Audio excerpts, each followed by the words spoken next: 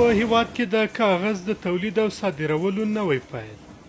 د بهیر په نوم فابریکې په لومړي ځل خپل جوړ کړي کاغذونه قزاقستان ته صادر کړل. دغې فابریکې نږدې کال وړاندې په فعالیت پیل کړی چې له کال په لنډه موده کې وتوانېده خپل تولیدات تر قزاقستان ورسوي. مسؤلین وایي 5 ډوله کاغذونه تولیدوي چې د فور او ویتري په برخه کې صادرات هم پیل کړل.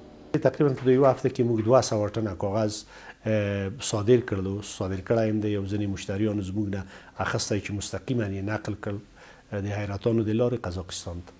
کمینزاده زیاتوي اوس مهال په ورځني ډول د 80 ټنه تولید وړتیا لري، خو که خامو موادو ته لاسرسی پراخ شي د تولید کچه به یې له دې هم لوړه شي.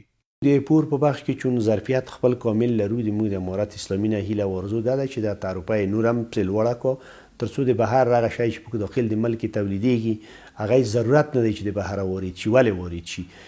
هخوا اقتصادي شنونکي وایي له کورني تولید او بهر ته له صادرېدو پرته اقتصادي وده ناشونې ده. د دوی په باور څومره چې کورني تولید ته زمینه برابره شي هومره د بیکارۍ کچه راټیټېدی شي. تولید کالاهایی که افغانستان توانسته مزیت نسبی به دست بیاره، صادرات او کالاها قطعا میتونه که منجر به انکشاف اقتصادی افغانستان شود و جای کار به مردم ایجاد شود و از این رهگذر ما میتونیم که فقر و بیکاری مردم افغانستان مدیریت کنیم.